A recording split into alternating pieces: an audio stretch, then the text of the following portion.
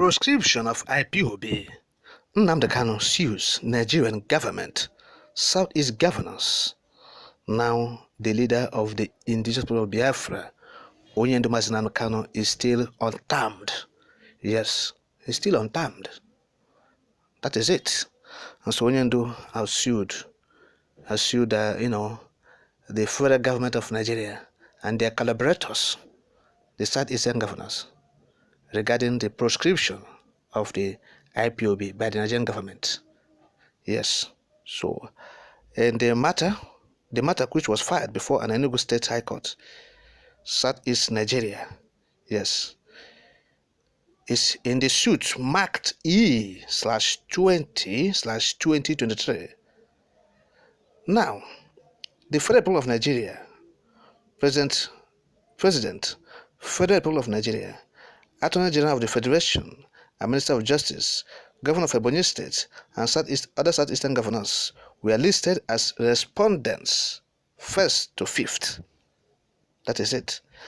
The suit commenced with originating application brought pursuant to Order 2, Rules 1 and 2 of the Fundamental Rights Enforcement Procedure, Rules 2009, Section 42 of the Constitution of the Federal Republic of Nigeria, 1919 as amended, Articles 2, 3, 19 and 20 of the African Charter on Human and People's Rights, Ratification and Enforcement Act, and under the jurisdiction of the court as preserved by Section 6 and 46 of the Constitution of the Federal Republic of Nigeria, 1999 as amended.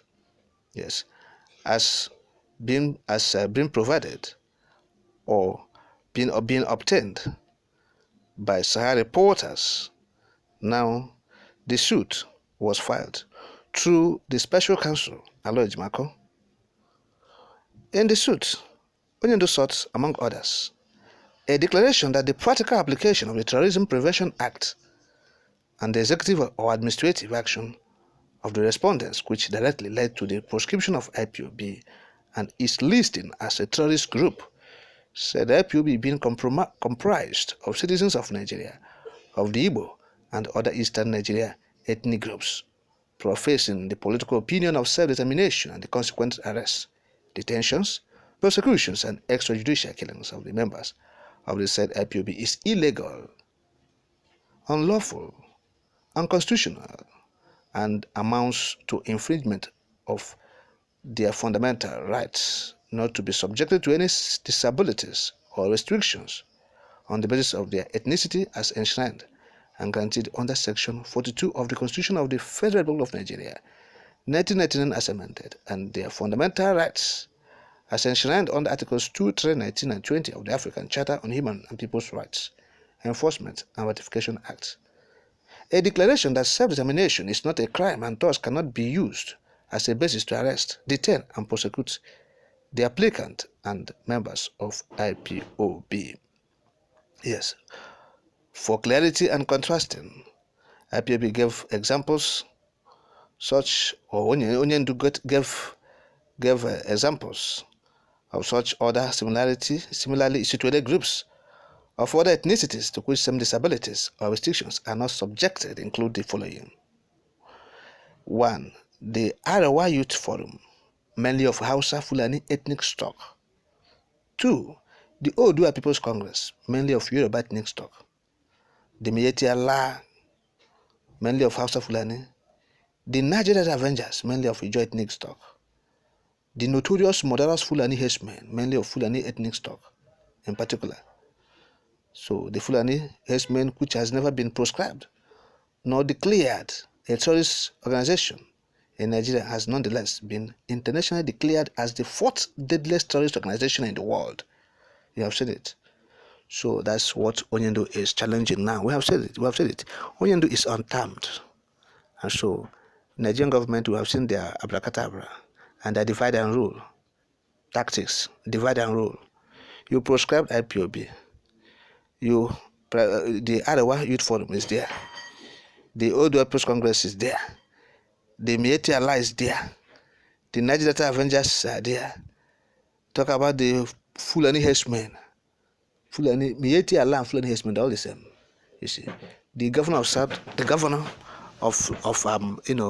Benue State, The governor of Benue State has, for the opting time, asked the federal government to declare Miyetti Allah as a terrorist organization in Nigeria because in the international community there are terrorist organizations.